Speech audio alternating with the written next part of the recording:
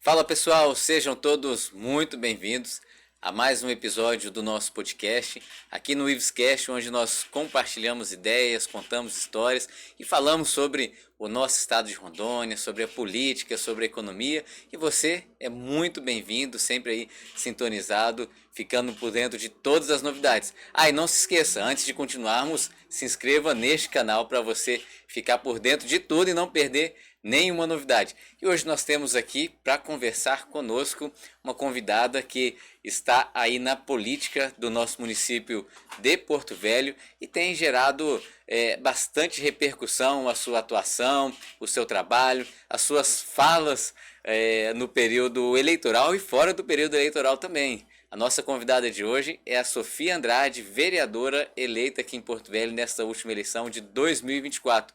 Sofia, muito obrigado por aceitar o nosso convite de participar deste bate-papo. Aqui nós estamos à vontade para conversar os assuntos políticos do nosso estado de Rondônia e também do Brasil. Percebo que você gosta muito de tratar da política nacional e aqui é o espaço aberto para isso. Agradeço o convite, fico muito feliz de vir aqui, né, a gente bater esse papo, falar de política, falar de projetos de vida, do futuro, das pretensões futuras. Agradeço de coração a nossa segunda participação, né, na entrevista, a primeira foi na rádio, então fico muito feliz e vai ser um bate-papo muito proveitoso. Tá bom.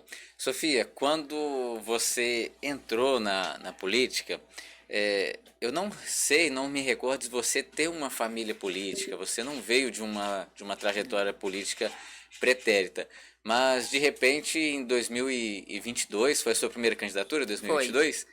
2022 você já foi candidato a deputada federal, teve uma votação expressiva, alcançou muitos votos em todo o estado de Rondônia, e quando foi que surgiu essa vontade de participar da política, essa vontade de participar do debate público? Na pandemia, 2019, eu sou uma mulher comum, dona de casa, e eu tenho um espetinho, né? Nós temos um espetinho há quase 10 anos, tem um espetinho aqui em Porto Velho, e a gente sabe que a gente vive num estado onde o cidadão apodrece no chão do João Paulo. A gente vive numa capital onde não tem um hospital público municipal. Essa é a realidade da saúde do nosso estado. Sim. E de repente na pandemia eu me vi com fiscais da prefeitura batendo a porta do meu comércio, dizendo que eu tinha que fechar o meu comércio, que era pelo bem da saúde pública, o meu comércio.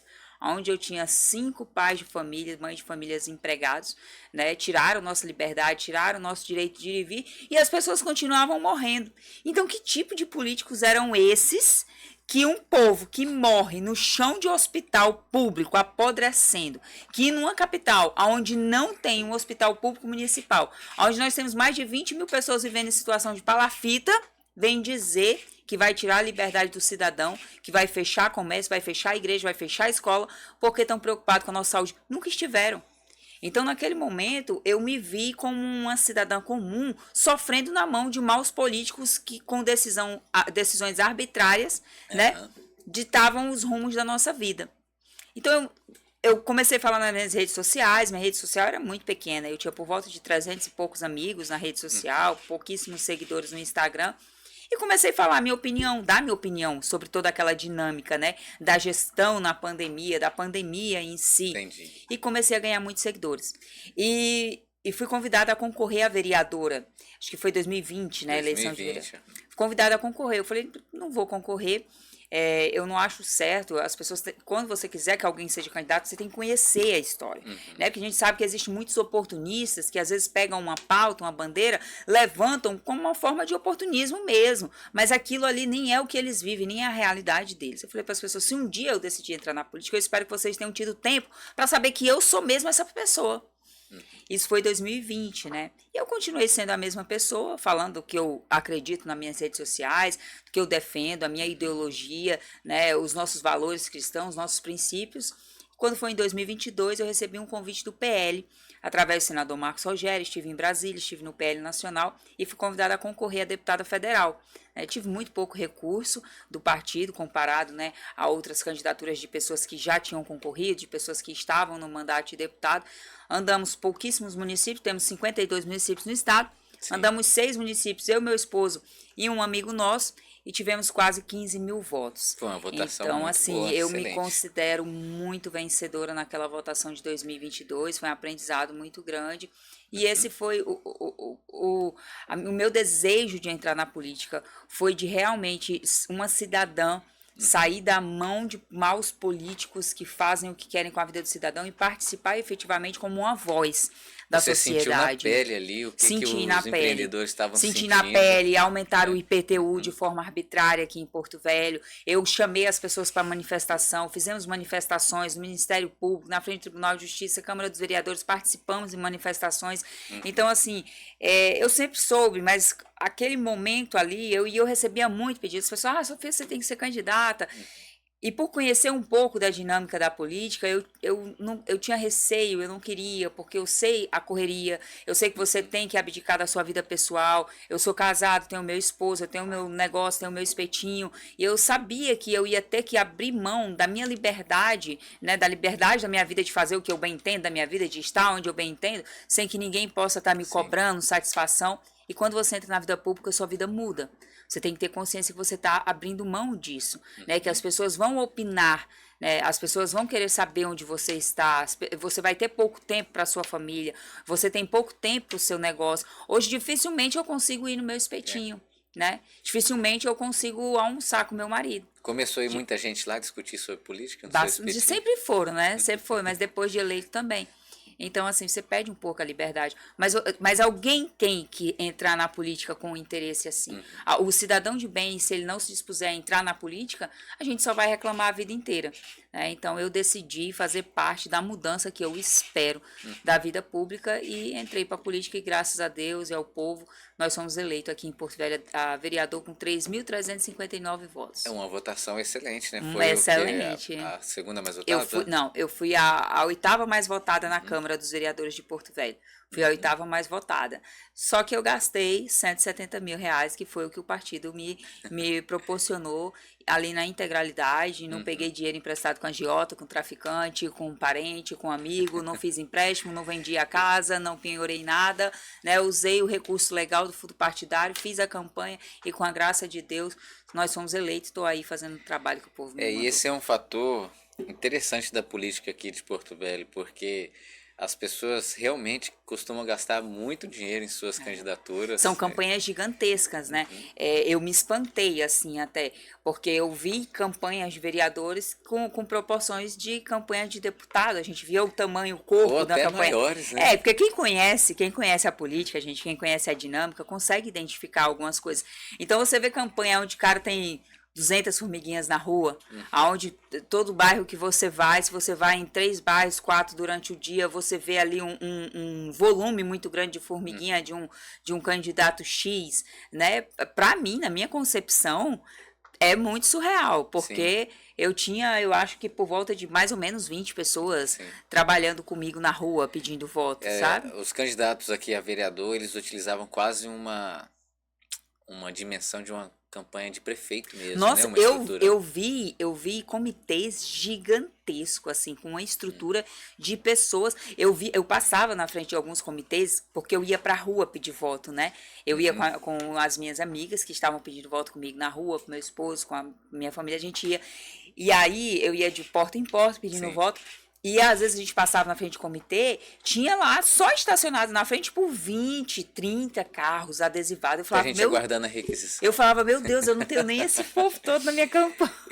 E nesse momento aí, o que você pensava? Você chegava a pensar, meu Deus, será que eu tô fazendo errado? De jeito nenhum, não, de jeito nenhum. Eu sempre tive muita consciência da dinâmica da eleição, de como algumas pessoas levam a campanha, como algumas pessoas fazem a campanha.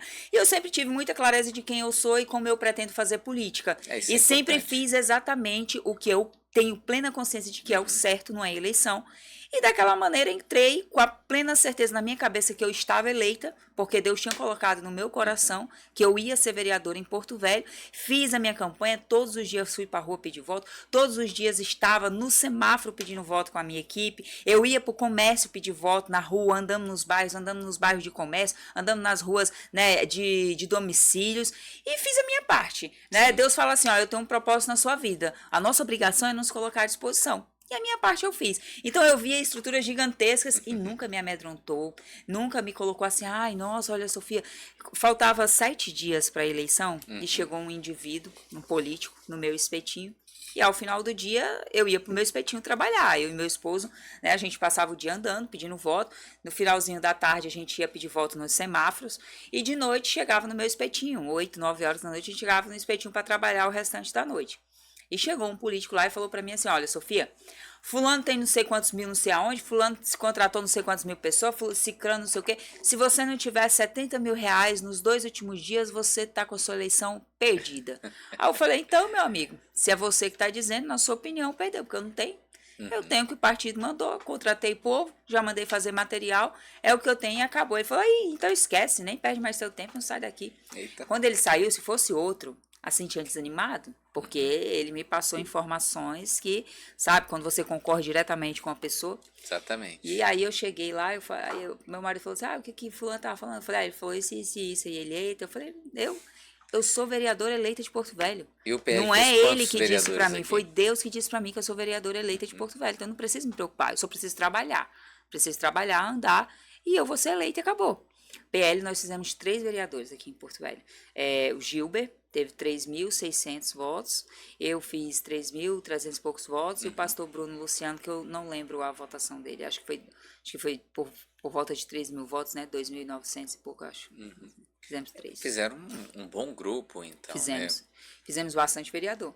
E muito orgulhosamente o senador Marcos Rogério nos deu a nominata para que nós fizéssemos a nominata, né? Nós fizemos uma excelente nominata, e fizemos quase que a gente faz 4 vereadores no PL, quase. E dentro dessa construção aí que vocês fizeram, os nomes que esse amigo seu passou lá, esse colega enviado talvez do inferno para dizer para você que não venceria, se elegeu dentro do partido que ele havia mencionado? Você sabe como que é a política, né? A política ela é desafiadora, cada um tem seu modo de fazer política, né? E muitas das vezes as pessoas elas conhecem a dinâmica de como fazer para chegar lá e alguns chegam daquele modo. Mas eu prefiro às vezes não chegar, mas manter com a cabeça erguida e aonde quer que eu entro hoje, todo mundo sabe como eu levei minha campanha. Então, hoje, os próprios colegas eleitos, né, assim que a gente começou a se conhecer pós-eleição, quem tinha sido eleito, começou aquele contato, todo mundo me parabenizava, sabe? Sofia, cara, tua campanha foi show. Parabéns, Sofia, tua campanha foi de raça, foi na rua, eu te via no semáforo, eu te via não sei o quê. Fez uma E os campanha bastidores, limpa. os bastidores a gente sabe. Os bastidores, um político conhece o outro. Os bastidores, um político sabe como o outro faz campanha. Não tem jeito, né? Às vezes o cidadão pode não conhecer aquele político. Às vezes um político tem uma imagem, né? Mas nos bastidores, um político sabe como o outro fez campanha. E hoje eu tenho o prazer de andar de cabeça erguida em qualquer meio que eu ande, porque todos sabem como eu fiz a minha campanha. Isso é importante, né? Manter. E ter sido a 8ª mais votada fidelidade aos desse valores. jeito, nossa, meu Deus do céu, pra mim é a melhor coisa. A campanha, eu sou do interior do estado, né? E quando a gente vê a forma como é feita a campanha na capital, nós nos assustamos. A gente fica se olhando e fala, nossa, como é diferente aqui, né? Como é caro, né? Como é caro, como os políticos eles são realmente agressivos em cima do voto. Essa parte é bem diferente do interior do estado, né? Mas você é uma política que está num partido de direita, sempre defendendo os valores ali da liberdade, né? Que foi uma das coisas que te impulsionou a entrar na política para defender a liberdade das pessoas, defendendo esses princípios da direita, né? Vamos falar um pouco sobre isso, o seu apoio aos ideais do presidente Bolsonaro e tudo o que tem acontecido no Brasil nesses últimos anos, não só agora que a esquerda voltou ao poder, mas o tanto que a esquerda trabalhou dentro do Poder Judiciário, um exemplo, para poder tomar o poder, né? Não foi bem uma vitória limpa, né? Foi algo que eles realmente tomaram. E como que você tem visto a política do Brasil de 2019 para cá, desde que o Bolsonaro pegou a presidência ali, aquele período de 4 anos? Eu acho que a gente teve um divisor de águas no Brasil. Não só politicamente falando, mas na mentalidade das pessoas, né? Muitas pessoas, por mais intelectuais que você fosse, ou por mais conhecedor de política que você achava que fosse, não tinha essa divisão de esquerda e de direita, né? Tem pessoas que têm valores cristãos, que têm princípios e que achava normal ser filiado em partido X, né? Exatamente. Não tinha isso, não se sabia isso. Então, essa ascensão do Bolsonaro, né, através das redes sociais, esse conhecer através do Carlos Bolsonaro, que trouxe o Bolsonaro ao público, né, fez com que a gente abrisse os olhos. E a verdade, ela é libertadora. Ela é libertadora. Eu conheci o Bolsonaro em 2013, porque até então ele era deputado federal. Sim. E o Ivo Cassol era senador. E os dois militavam juntos a pauta da fosfoetalonamina. Não sei se você sabe que é a pílula do câncer, né? Que é um comprimido que a indústria não aceitou que passasse, porque, né, tratava o câncer. Enfim. E ali eu comecei a ver algumas coisas do Bolsonaro. Eu comecei a procurar quem era. E eu falei, cara, esse cara me representa porque ele tá lá, tem 20 e tantos anos, e fala o que a gente pensa e defende o que a gente pensa. Ah, não tem projeto aprovado. Claro, os vagabundos não vão aprovar projeto dele, né? O vagabundo vai aprovar projeto que vai contra a vagabundagem? Não vai aprovar. Então, assim, eu conheci o Bolsonaro nesse momento. E o Bolsonaro conseguir ter chegado à presidência da República, eu acho que foi um propósito de Deus para que o brasileiro abrisse os olhos. Até que o cristão abrisse os olhos para entender a importância de se posicionar enquanto cristão dentro da política. Porque às vezes a gente é cristão e a gente acha que certas coisas, isso não tem nada a ver, isso deixa passar, ou então, não vou procurar intervir nessa situação, não vou procurar mexer nisso. Não, nós temos obrigação. Nós temos obrigação de defender os nossos princípios cristãos dentro da política, né? Quanto a falar da defesa dos princípios do presidente Bolsonaro, eu não defendo pessoas, eu defendo o ideal. Né? Porque quando você defende ideais, quando você defende uma ideia, você nunca vai se decepcionar. Porque você defende algo, você não defende alguém. Porque nós, seres humanos, nós somos falhos. Quantas vezes eu vi pessoas que nunca se dispuseram a sair de casa e dizer eu vou ser candidata a presidente de bairro. Pessoa que às vezes nem vai votar. Pessoas que às vezes não têm coragem de ir numa sessão da Câmara, assistir uma sessão para saber o que o vereador está fazendo.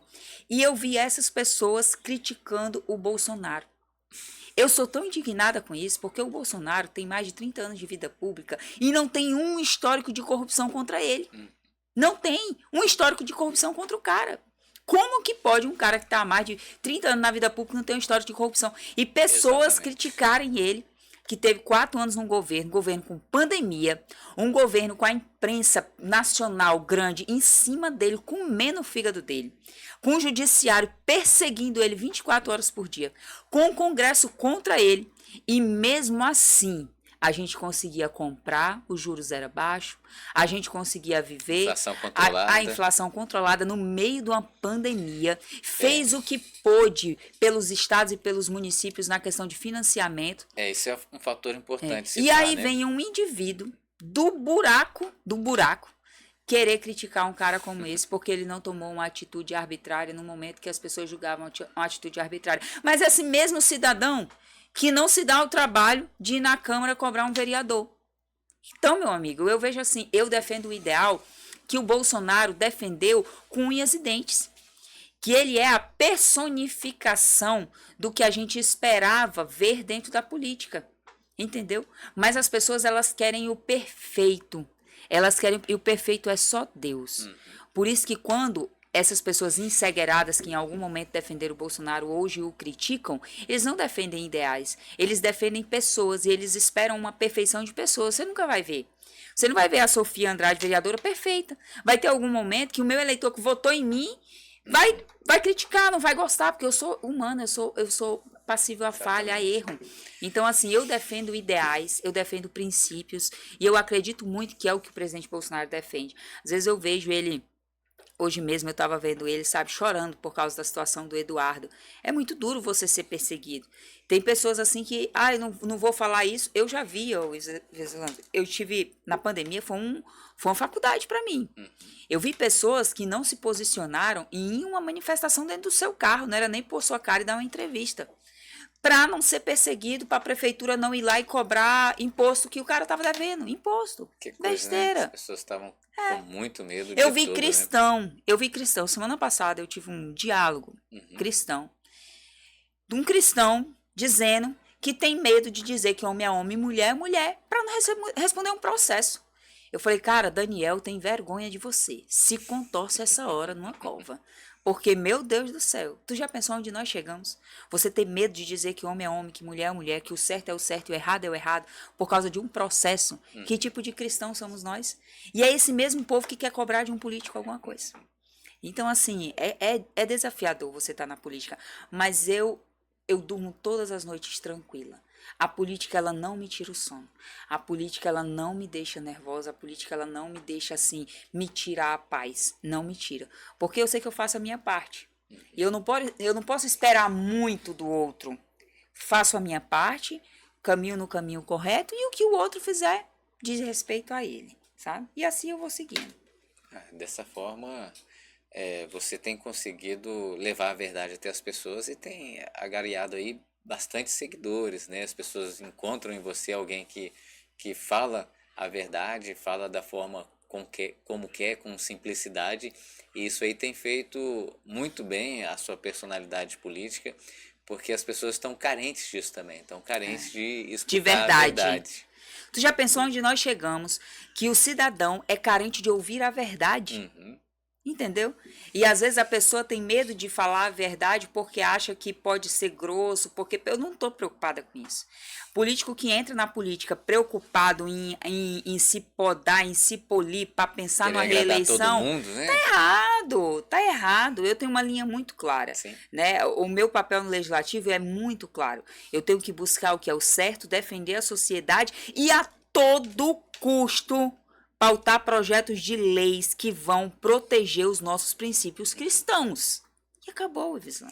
E Entendeu? a receita do fracasso é exatamente tentar agradar todo mundo. Senão você não consegue ter realmente um perfil, né? Um exemplo, eu vou lhe dar. Eu sou cristã. Certo. Eu fui convidada a participar de um evento que estava dando abertura ao carnaval. Agradeci o convite, me posicionei, disse que eu sou crente e eu não participo. Ponto. Acabou. Você não precisa estar lá para poder buscar votos. Não, de jeito nenhum, não corre perigo. Eu deixei de fazer parceria com pessoas, eu deixei de fazer reuniões em locais que não me cabia como uma pessoa cristã que defende o que é correto. Porque a partir do momento que nós abrimos mão desse princípio, todo o resto está errado. Porque você começa com as coisas que você acha pequenas. Que tem demais eu ir ali, né? Só parabenizar o pessoal pela iniciativa. Você não pode fazer. Então, assim, isso é posicionamento. E em algum momento, o seu posicionamento, ele não vai agradar o X, mas ele vai agradar o A. Você está só preocupado com o quê? Com B e com C? Eu só preocupo com A. Tem que manter a postura, né? A fidelidade aos ideais. E outra coisa, esse negócio de política não é uma coisa para você pensar, é um projeto de vida. Não é um projeto de vida, não, é um propósito. Exato. Você tem que estar aí para servir como um propósito. Porque tem pessoas que entram e faz um projeto de vida mesmo. Eu vou entrar vale para ficar, tudo, né? e ficar a vida toda aí disposto a fazer tudo para permanecer. Meu amigo, vá virar empreendedor. O local de você ficar rico é empreendendo. O local de você preparar a sua vida para o futuro é empreender. Exatamente. Aí você se prepara para o futuro, garante o futuro dos filhos, do neto. Não é a política. Não, a política é para ser passageiro. E para servir. Exato. Né? Tem que ter esse posicionamento de uma pessoa que serve. Agora, na sua fala anterior, você mencionou a inflação. Né? Que durante... nós tivemos um período de pandemia que foi um desastre no mundo inteiro. No Brasil não foi diferente. Só que hoje nós temos números da economia que refletem um período de pandemia. Parece que o Brasil vive um desastre e uma grande pandemia, porque a nossa economia está aí com a inflação altíssima, o rombo nas contas públicas também está altíssimo, mas estamos vivendo um período de normalidade, não tem nada de excepcional. Acontece que as pessoas, a grande mídia, por exemplo, não está conseguindo enxergar isso ou na verdade está escondendo isso da população, né? Porque quando o Bolsonaro era presidente, a mídia conseguiu colocar parte da população contra ele, mesmo tendo dados mais favoráveis a outros países do mundo, inclusive países de primeiro mundo com muito mais dinheiro que o Brasil.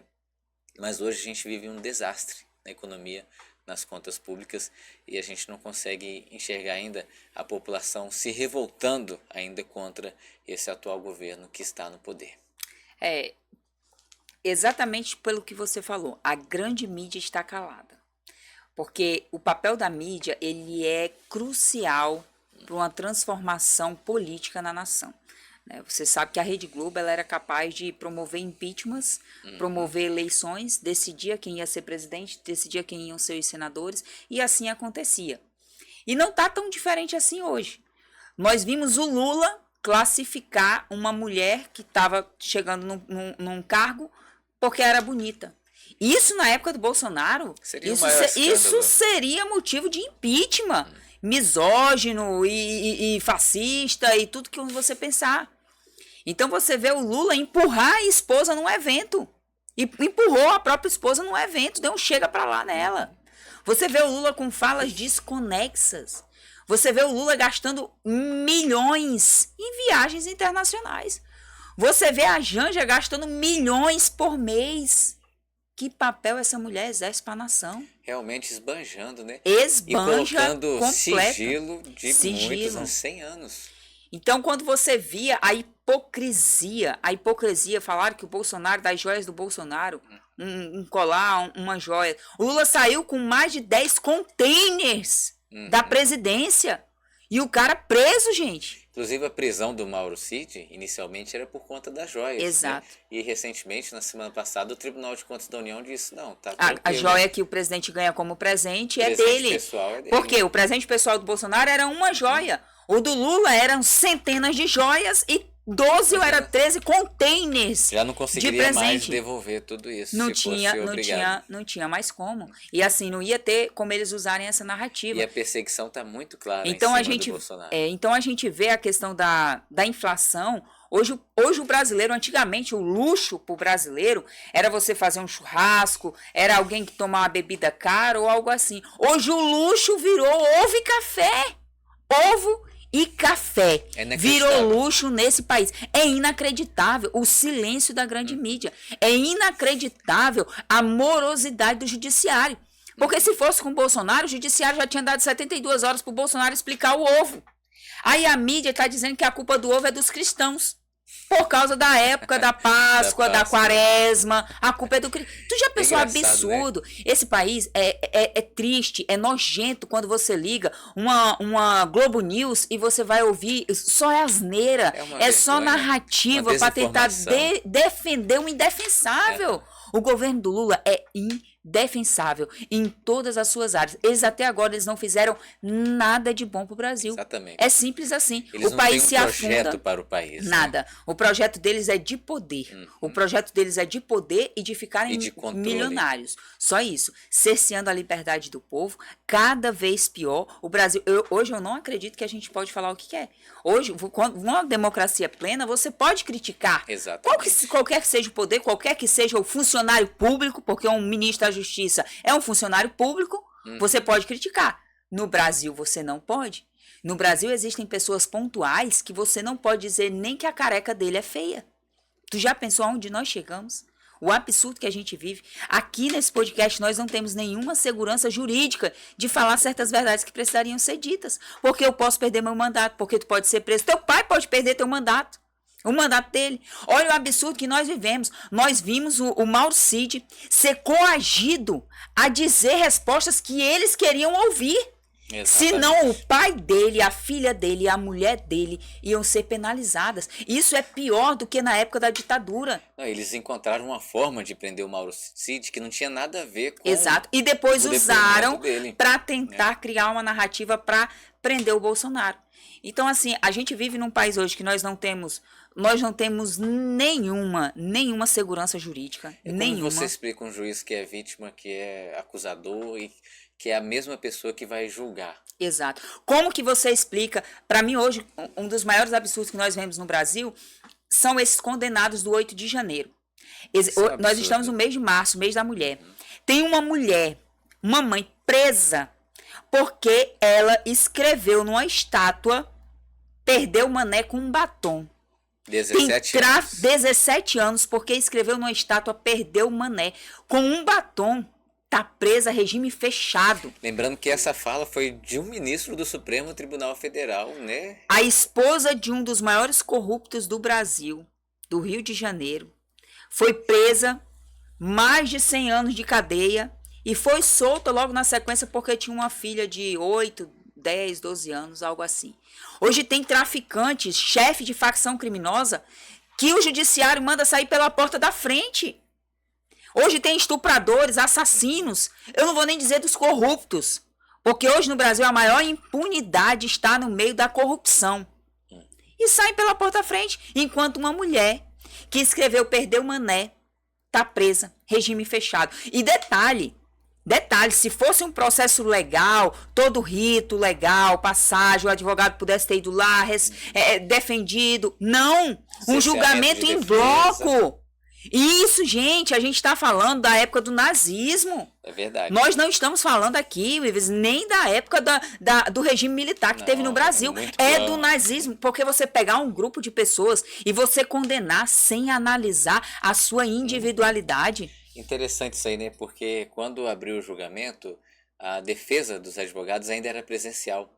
Mas os advogados falaram tantas verdades ali que o próprio Supremo Tribunal Federal não suportou ouvir aquelas verdades e aí acabou com o julgamento presencial. Agora, o mais triste disso, e eu gostaria que a gente pontuasse aqui, tá a importância de 2026. Eu tô tão preocupada com 2026, com a eleição de 2026 para senador da República, que eu não sou nem candidata a senador da República. Mas eu vou fazer questão de aqui dentro do estado de Rondônia trabalhar 24 horas. Eu serei candidata em 2026, assim como você, enfim. Mas o meu maior foco em 2026 é a eleição de senador da República.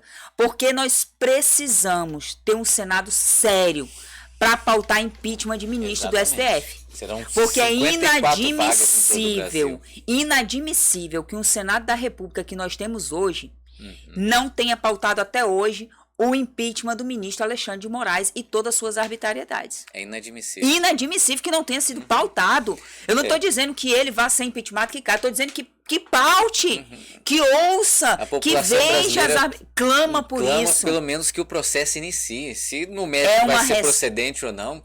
É uma resposta para moralizar o judiciário e o país. Eu conheço diversas pessoas do judiciário que são contra essas arbitrariedades, porque você diminui, você tira o brilho do judiciário. Você mostra que coisas acontecem que não deveriam acontecer nesse país. É engraçado que o Supremo Tribunal Federal, formado por 11 ministros, parece que o restante dos ministros estão sendo todos controlados ali e talvez impedidos até de terem voz, porque o ministro Alexandre de Moraes, ele realmente tem conseguido dominar a cena dentro do Supremo Tribunal Federal. Porque cada ministro tem seu poder, né? Individual. Nenhum ali é maior do que o outro. Tanto que o Alexandre, ele não é presidente do STF. Ele não é o atual presidente do STF. Cada ministro, ele tem o seu poder. Agora, nós temos 2 ministros que foram colocados pelo presidente que parece que estão lá de enfeite. De enfeite. Então, olha a importância de nós termos um Senado da República diferente. Um Senado da República aguerrido. Hoje nós temos aqui dentro de Rondônia o senador Marcos Rogério, que para mim, assim, eu falo para todo mundo, sem sombra de dúvidas, por conhecer os demais senadores. Hoje eu acho o senador Marcos o senador mais preparado que nós temos no Congresso Nacional. Ele é muito preparado. Ele teve muita repercussão naquele período de pandemia, defendendo... Porque ele realmente conhece, ele conhece toda a parte técnica, ele consegue articular a parte política, só que uma andorinha só não faz verão. Enquanto nós temos um senador pleiteando nisso, nós temos um outro senador dentro de Rondônia, que é o Confúcio, elogiando o Lula, fazendo um convite para o Lula vir a Rondônia. Quem quer o Lula em Rondônia? Me poupe, só mande recurso do governo federal e fique lá na caixa prego, entendeu? Então, assim, é descabido que a gente vive no Brasil e só o Senado Federal para mudar esse cenário. Só o Senado Federal para mudar esse cenário. Por isso que a minha grande preocupação da eleição de 2026. Porque existem muitas pessoas que se escondem em pele de cordeiro. Mas quando chegar a hora do divisor de águas, a pessoa vai votar como a realidade que ele vive. Sim. Entendeu? A sua ideologia privada do que vive nas suas quatro paredes vai falar mais alto. E isso é muito sério, porque você dá 8 anos de poder de senador para um É indivíduo. muito tempo. É muito tempo e é muito poder. Muito poder, eu enxergo dessa forma também. Só tem duas formas de mudar a realidade do Brasil, né? Uma forma seria os próprios ministros do Supremo Tribunal Federal entrarem num movimento de autocontenção, de autoconsciência, e Não vai saber que eles acontecer. estão fazendo mal para o Brasil. E isso não vai acontecer, É. de jeito nenhum. Né? A nossa Constituição de hoje é a mesma de anos atrás, só que os ministros, a figura dos ministros, eles são diferentes e colocam a interpretação deles da forma como eles querem. Não tem ninguém para controlar o Supremo Tribunal Federal a não ser o Senado Federal. Exato. Que é a outra forma de nós termos essa mudança. E com a alteração de 2/3 em 2026, é a grande chance do Brasil poder colocar um freio dentro do Supremo Tribunal Federal, se esses novos senadores tiverem coragem e forem a maioria ali para poder iniciar esse processo de impeachment. Agora, outra coisa que preocupa bastante é que os ministros do Supremo Tribunal Federal, alguns já deram entrevistas dizendo: não, nós não vamos concordar com o impeachment. Se o Senado iniciar um processo, nós não vamos concordar, nós vamos paralisar. Tivemos aí momentos que o Senado iniciou a tramitação de projetos de lei para criar restrições às decisões monocráticas do Supremo Tribunal Federal, que, apesar de ser um órgão colegiado, insiste em tomar decisões monocráticas o tempo todo. E os ministros já disseram: não, quando chegar aqui nós vamos dizer que a lei é inconstitucional. Então, o próprio Supremo Tribunal Federal, ele está se colocando acima dos demais poderes. Ele está se achando como se fosse o controlador de Porque todo a o minha nosso avó país. já dizia, o galo se mata na primeira noite. Porque quando Alexandre de Moraes tirou do presidente Bolsonaro um ato que era discricionário do presidente, que foi a indicação do Ramage, naquele ato, o Senado e o presidente deveriam ter agido. Naquele ato. Não se pode deixar passar. Não se pode deixar passar. Naquele ato, ele entendeu que tinha um Congresso fraco, que tinha um Senado de joelhos e que ele podia fazer o que queria. E é o que ele tem feito de lá para cá. E naquele ato, ele entendeu que os colegas dele, de forma conivente, fraca, frouxa, sem coragem, também Iriam deixaria permitir. fazer ele o que bem entendeu. E ele, na sua personalidade, acredito eu, narcisista, cresceu com isso. Porque ele hoje é uma estrela na cabeça dele, ele é uma estrela, ele hoje ele é o grande imperador do Brasil, ele é maior do que o Lula. Hoje você pode chegar aqui no podcast e falar o que bem entender do Lula. O que bem entender, cachaceiro, ladrão, enfim, falar da esposa dele, termos pejorativos, não vai dar nada. Mas você não pode falar de Alexandre de Moraes. Exatamente. Dependendo do que falar, nosso podcast não vai ao ar, não consegue. Nem eu, nem você amanhã. A gente sai daqui. É interessante isso aí porque isso atrapalha o país, não só na parte política, mas na parte econômica também. Sim, Porque o estrangeiro, quando olha para o Brasil, ele se assusta. claro. É um país que não traz segurança jurídica para as empresas, porque quando a gente olha o que aconteceu com a Starlink, com o Twitter, o ministro Alexandre de Moraes bloqueou o dinheiro de uma empresa que não tinha nada a ver com o Com a Twitter, outra, só porque ele tinha sabia que o né? dono... Exatamente. Absurdo, não existe isso em lugar nenhum do mundo. Mas sabe o que é mais interessante, Fernando? Que você não vê a sociedade se revoltar. E o que Sim. vai acontecer com isso? Essa falta de revolta da sociedade, essa falta de ação do Senado Federal como a sua grande maioria, né? Isso vai fazer com que vire cada vez pior. Cada vez pior. Porque ele já entendeu que ele é o Supremo. Ele já entendeu que ele é o Supremo. E quando você dá tanto poder assim para uma pessoa com a personalidade que ele tem, não tem volta. Só é Deus. Só Deus agir, tocar a mão dele, que eu acredito que ele pode fazer. Ele deixa ir até onde ele bem entende. E assim, você não vê uma sociedade se revoltar. Você não vê o povo se revoltar, você não vê manifestações, você não vê nada. Interessante. É como se tivesse tudo normal. Por quê? Porque acha que não está atingindo eles. Aí é um povo que mora na beira de um esgoto, é um povo que a filha se veste igual uma prostituta porque olha para o Instagram da vida e a influência que ela tem, que passa a ser bonito, é isso. É um povo que seu filho sai para ir para a escola, entra na escola, muitas das vezes doutrinado. Você hoje não tem mais segurança, vontade de que seu filho entre numa universidade federal. Essa é a grande realidade. Você prefere se sacrificar e pagar uma universidade pública do que querer que seu filho entre numa universidade federal para não ser cooptado pela esquerda.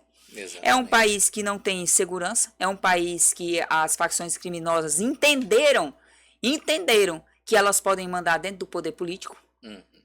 É um país onde as facções criminosas financiam estudos de faccionados para que eles façam faculdade, para que eles façam concurso, para que eles cheguem lá. Judiciário. Exatamente.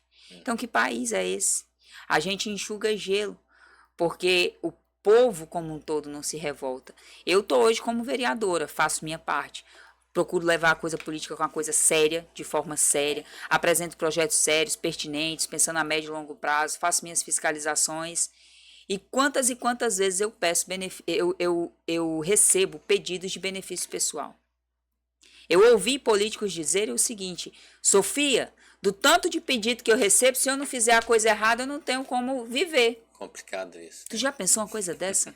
É muito triste, é muito triste. Então eu, Sofia, a minha postura dentro da política é a seguinte: eu só atendo pedidos pertinentes à coisa pública. A coisa pública. Eu estou aqui para trabalhar. Aquilo que o seu mandato pode Exato. realizar. O que você está precisando? É uma rua? Beleza. Ah, é uma passagem? Desculpa. Isso não é minha função. Não é minha função.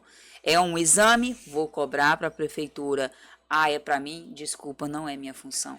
Porque você acostuma, o brasileiro acostumou-se, a sociedade se acostumou com isso. Acostumou muito E mal, fez, né? e criou essa gama de políticos maus que a gente tem no Brasil. Então, um ou outro vai se salvando e a gente espera que mais e mais, né, mudem também a mentalidade. Agora o que você falou sobre a população se revoltar, a gente vê que de 2023 para cá, mais precisamente de janeiro, né, de 2023 para cá, diminuiu bastante as manifestações populares. Parte disso se deve ao medo que o ministro Alexandre de Moraes impôs nas pessoas. Exato. Né? Condenando ali as pessoas a 17 anos de prisão, igual você falou. A mulher que desenhou, escreveu, perdeu uma né, numa estátua, 17 anos de prisão. Pessoas que cometeram, sim, alguns atos de vandalismos, mas bem longe de tentativa de golpe de Estado, o crime totalmente impossível, que seria muito claro para qualquer juiz de primeiro grau julgar e tal, mas o Supremo Tribunal Federal, o Alexandre de Moraes, utilizou isso aí para dar exemplo e assim, assustar o cidadão brasileiro a querer se levantar e dizer algo contra eles, né? A quantidade de pessoas que nós acompanhamos que foram censuradas nas redes sociais, a tentativa o tempo todo da esquerda dentro do Congresso Nacional de criar ali mecanismos de censura, aí não conseguem no Poder Legislativo, correm para o Judiciário, e o Judiciário tentando também impedir as pessoas de se expressarem livremente e de mostrarem a realidade dos fatos, né? E culminou nesse momento a um deputado federal mais votado da história do país ter que ficar refugiado nos Estados Unidos por conta dessa perseguição política à família dele. É muito triste assim o que a gente vive no Brasil e eu vejo que 2026 a gente tem como dar um passo de mudança. A eleição do Senado Federal é muito importante, muito mais importante do que deputado estadual, deputado federal, governo.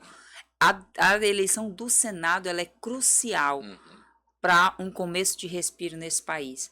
Quando eu vejo aquela situação do 8 de janeiro, aquelas pessoas que estão presas, sabe? E eu sei de quantas e quantas vezes a gente sabe de traficante, assassino, estuprador, que sai pela porta da frente. É revoltante a injustiça. É revoltante. A gente tem hoje um deputado federal preso no Brasil por falar. O papel do parlamentar é falar. E o cara foi preso por falar. Ah, que ele falou uma coisa que não deveria ter falado, que eu talvez não concorde. Mas não, você não tem que Beleza, concordar não ou vota não. nele se você não gostou Você não dele, tem né? que concordar ou não. É o papel dele é falar e tá lá na Constituição. Ele é resguardado sobre quaisquer opinião que ele dê. Não existe segurança nenhuma. Mas o né? que aconteceu?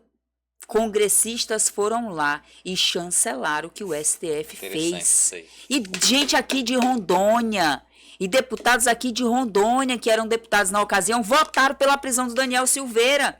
Mais uma vez mostrando que o Alexandre podia fazer o que queria, porque ia ter apoio. Sim, esse fato é interessante mencionar, porque o político, se ele vê alguma perseguição ao seu adversário político, ao seu coleguinha, ele tá ali torcendo e batendo palma, mesmo que aquela perseguição seja injusta, inconstitucional, ilegal, mas um dia pode se tornar contra ele mesmo.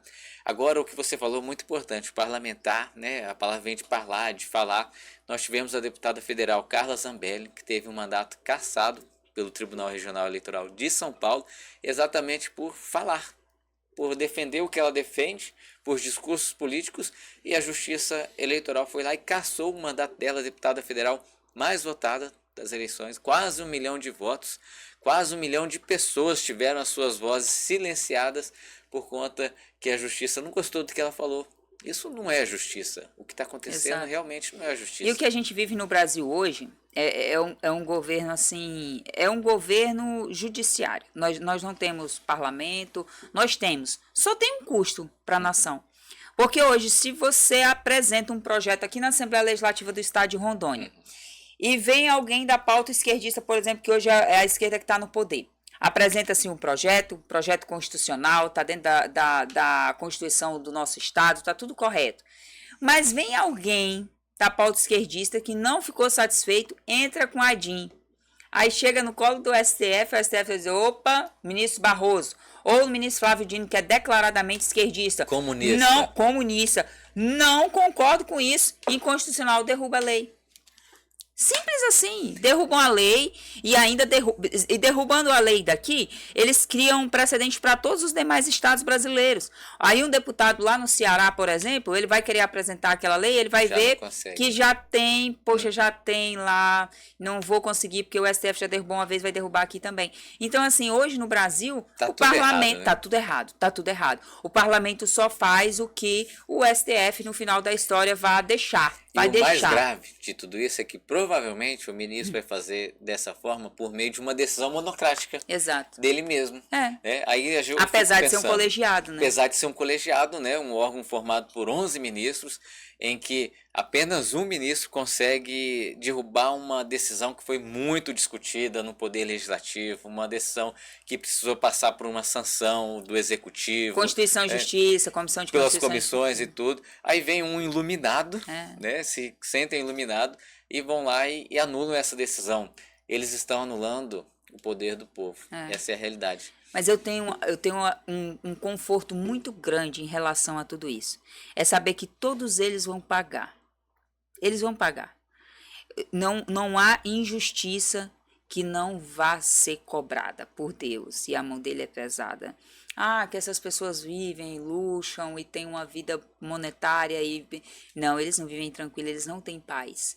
Eles não deitam e dormem em paz, porque os próprios demônios que caminham com eles durante o dia atormentam eles durante a noite. Porque os próprios demônios para quais eles servem atormentam a família deles. E na hora que Deus deixar que a morte toque a vida deles, eles vão para o inferno. Porque eles perseguiram pessoas inocentes, porque eles trabalharam pelo mal de um povo, porque eles dia após dia tramaram contra a vida de pessoas que queriam o bem.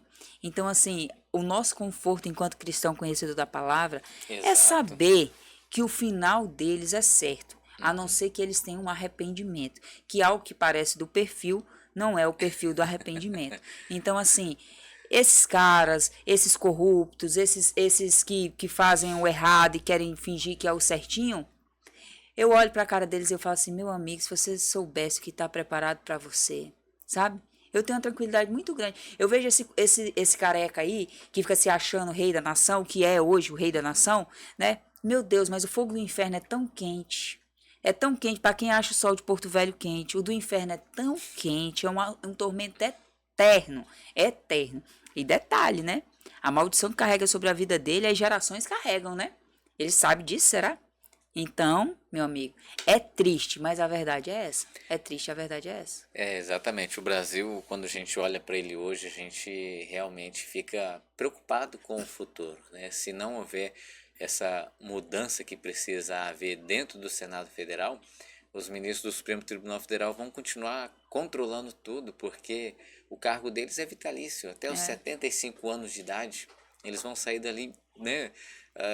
Tem ministro aí que vai ficar ainda 30 anos, 25 anos, que recém foi nomeado lá, o ministro Zanin, que é um jovem ainda, e sem legitimidade democrática. Qual que é a legitimidade que o Supremo Tribunal Federal tem para poder estar anulando a decisão do Congresso Nacional a todo tempo?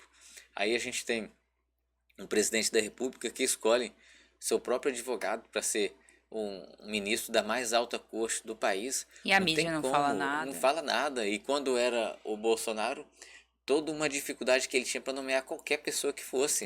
Essa pessoa fosse uma pessoa conhecida dele, ele já não conseguia por conta da pressão da mídia. Então, realmente, hoje o Brasil está numa situação preocupante. Mas nós já estamos caminhando aqui para o final do programa, para a gente entrar num outro assunto. As eleições de 2026 já estão se aproximando. Você está no PL, vereadora no município de Porto Velho. Quais são os planos para 2026? Bom, 2026 tá bem aí já, né? Bem aí. Bem aí, graças a Deus. Bom, eu saí candidata a vereadora e o meu eleitorado sabia, né? Eu concorri em 2022 e eu saí a vereadora e às vezes era engraçado, eu ia pedir o voto das pessoas já diziam assim, não, eu voto em ti para vereador, mas tu sabe que daqui 2 anos tu é deputada, né? Muitas vezes, eu tenho muitos amigos, as pessoas, o cidadão, eles sabem da necessidade que a gente tem de ter no parlamento, né, pessoas que defendam as nossas pautas. Então, eu pretendo, em 2026, concorrer a deputada, né, pelo PL, e espero muito que o PL faça... Estadual ou federal? Então, como eu falei para você, essa é uma decisão que a gente ainda vai tomar com um partido, né? A gente precisa fazer essa construção, ouvir o nosso eleitorado também, ouvir a família, né? E aí tomar essa decisão mesmo. Mas eu venho candidato em 2026 com fé em Deus. E se Deus decidir mudar isso, né? Porque a gente faz nossos planos, ele faz os dele. Mas por hora eu tenho orado, tenho colocado na mão dele e tenho caminhado, tenho feito um trabalho, torcer muito para que o PL faça o governo no estado de Rondônia em 2026, eu vejo que a gente tem muita chance, torcer muito para que o PL faça os 2 senadores da República em 2026, é uma necessidade muito grande que o Brasil tem de ter senador sério lá para defender os nossos ideais, né, defender a nação. O Bolsonaro vai atuar muito para isso, né, para conseguir fazer aí. Pedir a Deus, né, que o nosso senadores. presidente possa concorrer, porque assim, conhecendo o judiciário e vendo todas as arbitrariedades que a gente tem visto no Brasil, a gente sabe da dificuldade que vai ser para eles deixarem o nosso presidente concorrer, apesar de não ter nenhum crime, né, crime, nada. É interessante que não há nada de corrupção. Exato. É por perseguição ter política. Conversado com os embaixadores ali sobre a fragilidade das urnas eletrônicas. Exatamente. Da Você não onde pode, que isso é você motivo não pode de questionar. legitimidade? Então, assim, 2026 vai ser muito trabalho, né? Muito trabalho. Mas enquanto isso, eu estou muito focada no nossa mandato de vereador, né? Muito focada, muitos projetos, a gente já apresentou muitos projetos, fazendo fiscalização, né? Pedido de providência. Porto Velho tem muita demanda mesmo. Nós temos muitos problemas nas ruas de Porto Velho, tem muita rua esquecida, abandonada, a questão dos nossos ramais, dos nossos distritos, a saúde. Hoje eu tive com 2 secretários da prefeitura, é bem desafiador, né? A saúde da nossa capital foi assim, abandonada mesmo, durante muitos anos, muitos anos. A educação da nossa capital tem muito que melhorar, a questão da estrutura das nossas escolas, como um todo, a nossa cidade precisa de melhorias. Então, assim, Não é uma perfeição igual foi vendido em 2024. Gente, nossa, não chega nem perto. Olha, sinceramente, eu ficava abismada de ver pessoas dizendo que queria a continuidade daquilo ali. Porque, assim, a nossa capital vive hoje um caos.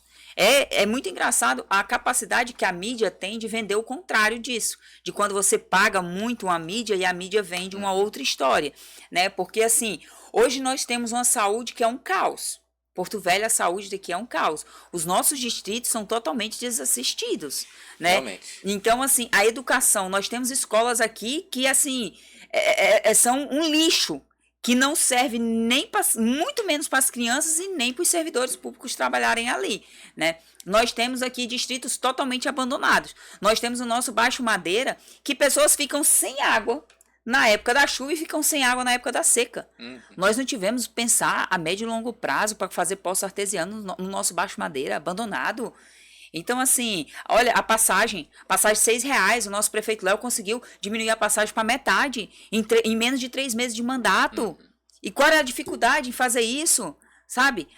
Coisas mínimas que a gente vê que acontecia e a gente... Bem diferente da publicidade, Bem né? diferente da publicidade. Não foi à toa que o povo foi lá não foi à tomou toa. uma decisão Você diferente pensar do que assim, você fazer quilômetros e quilômetros de asfalto eleitoreiro, se você não faz uma macro drenagem na nossa capital, porque quando se fala em macrodrenagem, você fala em dissabor para a população. Porque todo mundo quer resolver o problema da alagação. Até que se cave um buraco gigantesco cortando a rua da sua casa para poder resolver o problema a médio e longo prazo da cidade. Então, assim, você tem que ter coragem para fazer. Mas você tem tempo. 8 anos é muito tempo para você começar a fazer. É muito recurso que tem. Então, Porto Velho precisa cuidar da microdrenagem, da limpeza dos córregos, precisa cuidar dessas áreas de APP. Tem muita área de APP invadida hoje dentro da nossa cidade, que traz um sério transtorno causando alagamento aqui dentro de Porto Velho, porque não consegue fazer a limpeza dos córregos, porque tem casa, como é que a máquina chega lá dentro? É invadido. E como é que você vai tirar essas famílias? Você tem que fazer um projeto de habitação para tirar essas pessoas da área de APP. Olha a mão de obra. Aí você tem que fazer macrodrenagem para resolver o problema da alagação. Nós somos uma cidade muito plana. Bairro Igarapé, Lagoinha, não é à toa que tem esse nome, esses bairros. Então, assim, não é o que era vendido. A nossa cidade tem problemas estruturais, problemas sociais, problemas econômicos sérios, que não foram tratados com seriedade. Estavam maquiados. Maquiados totalmente. Então agora o prefeito Léo tem um desafio muito grande pela frente. Espero que Deus abençoe a vida dele, derrame muita graça para a vida dele, para que ele continue nessa pegada de buscar a solução, de correr atrás. A Câmara fazendo um trabalho sério de fiscalização, de apoio nas coisas boas, fiscalização nas coisas que você acha que pode ter uma melhoria naquela situação e buscar a médio e longo prazo a solução para a cidade. Porque quando você pensa agora, você pensa no agora, você não está pensando numa solução séria. Exatamente. Você está pensando em mídia barata. Então, assim... É desafiador ser vereador em Porto Velho. Eu estou muito focada no meu mandato de vereadora. Então, 2026, quando chegar a época da eleição em 2026, aí eu vou ter, né, que me dividir entre a caminhada de concorrer à Câmara com a caminhada da nossa Câmara Municipal. Que ótimo. Beleza, estamos aí na torcida pelo prefeito Léo Moraes, na torcida pelos vereadores, por você aqui em Porto Velho, para que realmente transformem a nossa capital e tornem ela a capital que todo rondoniense merece ter. Merece porque paga muito imposto. Ixi, demais. Meu Deus, como os tributos são opressores no Brasil. Demais. E o resultado dificilmente a gente vê. Você vai no supermercado aqui em Porto Velho, você sai com 3 sacolinhas, você gastou R$300. Onde é que já se viu uma coisa dessa? Já, sabe? Você vai comprar uma carne caríssima, você compra um arroz caríssimo, você vai comer, você paga caro. Aí o cara que tá vendendo, ele não pode colocar um preço muito alto, porque senão ele perde o cliente, aí a margem de lucro dele é baixíssima. Aí você tem que pagar altos impostos, você tem que pagar para colocar uma placa. Então, assim, a vida é difícil aqui em Porto Velho. É muito difícil aqui. E é um desafio muito grande, por isso a necessidade de você ter bons vereadores, bons prefeitos, bons deputados, bons senadores. E 2026 eu tenho muita fé que o Iveslano também é um cara que, né, que Deus abençoe muito sua vida, né, se for da vontade de Deus, que a gente seja eleito, que a gente tenha essa oportunidade de estar na vida pública, que a gente possa ter nossos mandatos com muita seriedade, muita serenidade, sabedoria. 2026 está aí, mais uma oportunidade para o povo escolher certo, né? Pensar em si mesmo no sentido de amor à nação, à comunidade, ao Estado. Porque quando escolhe maus políticos, a pessoa está fazendo mal para si mesmo. Exato. E está contaminando toda a sociedade. Sofia, já estamos finalizando. Para a gente finalizar, gostaria que você pudesse fazer suas considerações finais e encerrarmos o programa de hoje. Quero agradecer o convite, agradecer o Iveslano. Toda vez eu tenho dificuldade de pronunciar seu nome. Agradecer o convite, É sempre um prazer estar aqui batendo esse papo com você. Agradecer também o seu pai pelo trabalho que ele tem feito pelo nosso estado. Que Deus abençoe a vida dele. Que ano que vem que Deus faça cumprir o desejo do coração dele, tá? Torço muito porque eu sei que Rondônia tem muito a ganhar com isso. A gente sabe que é desafiador o cristão na política. Não é fácil. A gente engole muito sapo. A gente tem que pedir muito a Deus discernimento, né? Agradecer todos os nossos telespectadores. Vocês podem nos acompanhar nas redes sociais, sofiandrade.ro. Acompanhe nosso trabalho como vereadora, sugestão, cobrança, né? Olha, vereador, tem tal situação no meu bairro, tem tal situação na escola do meu filho, e eu vou lá cumprir o meu papel de vereadora, que é andar, né? É o dia inteiro. Tem um problema no bairro tal, eu vou para fiscalizar. A escola, é a rua, vai na secretaria e é trabalhar. Então, assim, é uma gestão diferente. A gente torce muito pela gestão do prefeito Léo, né? Que Deus abençoe a vida dele, abençoe essa gestão, a Câmara de Vereadores. São vereadores que querem trabalhar, a gente vê, a dinâmica mudou, né? Os vereadores na rua, fiscalizando, fazendo papel. Então, assim, eu estou muito feliz, agradeço muito a Deus por essa oportunidade que ele tem me dado.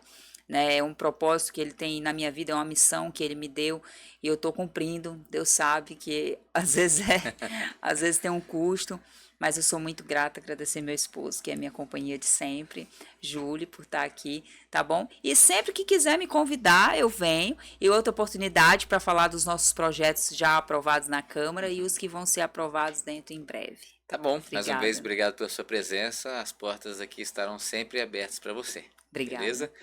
Pessoal, é isso aí. Conversamos hoje com a Sofia Andrade, um bate-papo bastante interessante. Você que nos acompanha aí no YouTube, nas redes sociais, sabem o quanto a gente tem falado sobre esse assunto político e da importância de termos excelentes políticos nos representando até que a gente consiga formar uma maioria capaz de transformar a realidade das pessoas e da política no Brasil.